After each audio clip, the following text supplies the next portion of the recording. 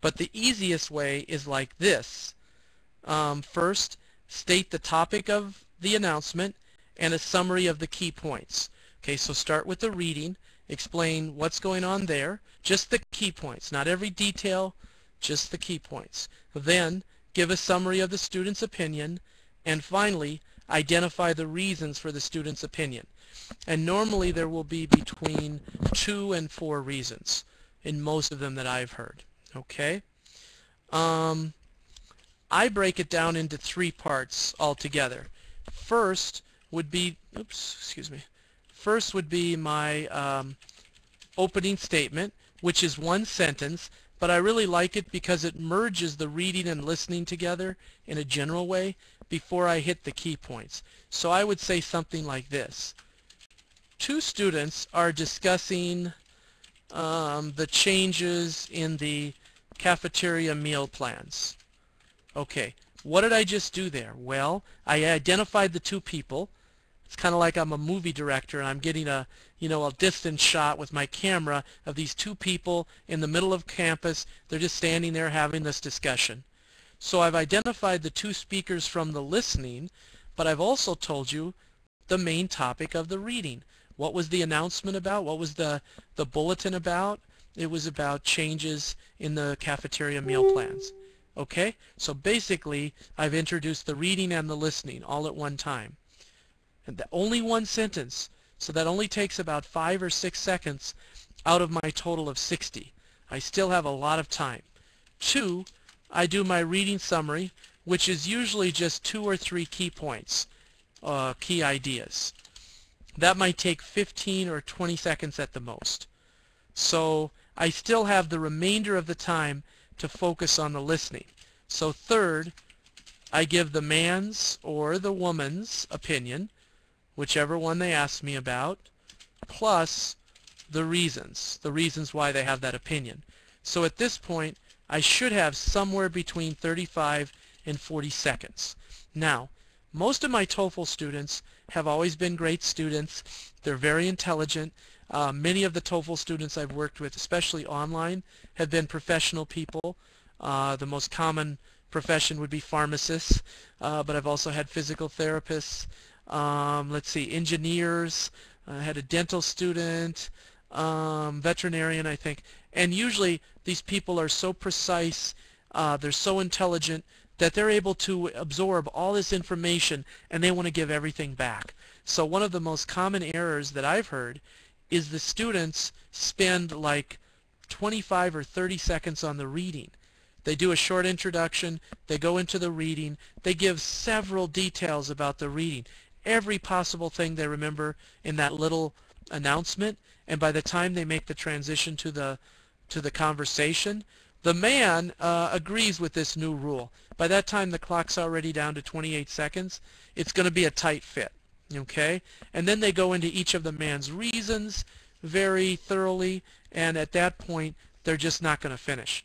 And they get cut off after 1 or 2 reasons when there were really 4.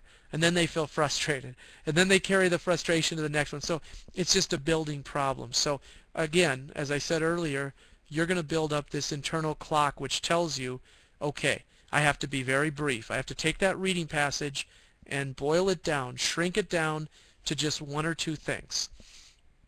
And I'm going to tell you right now, when I'm doing the reading and I have 45 seconds to read and take notes, couple things. Number 1, I never pick up my pencil or pen or tell the students to take any notes until they've read the entire bulletin or announcement. Okay? Why? Couple reasons. I want them to focus on the bulletin in its entirety, not try to get every little thing. Because if you do that, you're only focused on little things. You're not looking at it as a whole. And also, you're going to be taking too many notes, wasting too much time, and you're going to have way more information than you need. Okay, remember, we're only going to give 2 or 3 key points, only about 15 seconds. So read the whole thing. Oh, the other reason is a practical reason. If you read a sentence or 2, and then you pick up your pencil or pen and you jot down a note, and then you go back to read a sentence or 2, and you write another note, time runs out. Okay? And you miss the last 2 sentences of the bulletin. It may have been something kind of important. Okay? On the other hand, If you do all the reading and you pick up your pencil to take notes and then the time runs out, so what? Who cares? No big deal. You can still keep writing because you still have a few seconds while the reading passage disappears. It's replaced by a photograph, and then the narrator comes through your headsets and says, now get ready to, now listen to two students as they discuss the change in meal plans. Okay? So you have several seconds before you really need to focus on the listening and take new notes on your paper. So those are two reasons why I do it that way. Read through the whole announcement or bulletin first, then jot down notes. Okay? And what do I need to know from the bulletin or announcement? Usually there are two things that are very important, because usually this is about a new rule or a new policy or a change in the policy. So usually I will ask myself two questions, and I've used a lot of numbers, so I'm going to use letters. A, okay, I ask myself, what is the university doing or going to do? Okay, so maybe they're going to start offering online courses. Maybe they're going to increase the physical education requirement. Maybe they're going to change the TOEFL requirement for international students. Maybe they're going to cancel the summer classes. Whatever it is, okay? What is the university doing? And then the second part of that, why is it doing that? Okay, why is the university closing the main cafeteria and opening up 3 or 4 little food stands around campus? Is it because of budget cuts? Is it to save money? Is it because students have been asking for it? Listen for the reason. I'm sorry, read for the reason. We're not listening right now. We're talking about the reading. Okay, and you're going to get some practice with that today. So the book gave you their idea. I'm giving you my ideas, and let's look at the checklist on page 456, and then we'll get into some real practice, okay? Look now and then at the on-screen clock. So you don't have to stare down the clock all the time. However, you might pick what I would call landmarks. So in other words, I don't have to stare at the clock the whole time, while I'm speaking, but I am checking now and again for landmarks. The landmarks are those moments when I must make a transition. The latest point when I must make a transition. Remember I said there are 3 parts? When I do a number 3 usually, there's the opening statement, which is 1 sentence. Okay, I don't have to worry about that. It's 1 sentence and then I move on. And then the second section would be the reading summary. The final section would be the listening. So my landmark would be 35 seconds. Okay?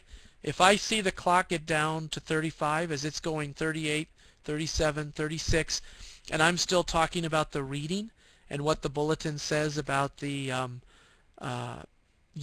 they're changing the swimming pool hours at the university or whatever, okay, I know I have to get moving. I have to make a transition to the man or woman and his or her opinion, and if I don't do that soon, I'm going to be in trouble because I won't have enough time to really state the man's or woman's opinion clearly and precisely with good vocabulary, as well as to give the 2 or 3 or 4 reasons. So that's my landmark, okay? When you give the announcement discussion response, I'm back on page 456 now. Keep the following points in mind. Okay, first, state the topic of the announcement clearly in the first sentence of your response. Okay, that's true in the Thompson way. It's also true in the Corey way. Because in my first sentence, I'm going to say, 2 students are talking about the change in swimming pool hours. Okay, the 2 students is telling you who's who's in the listening portion. They're talking about, the advertisement for the school play. The reading is about the school play. So I do that in my way also. Follow the notes that you made during the preparation time. Okay, you should have clearly underlined or circled or numbered the points that you really want to hit and in the correct order that you want to cover them.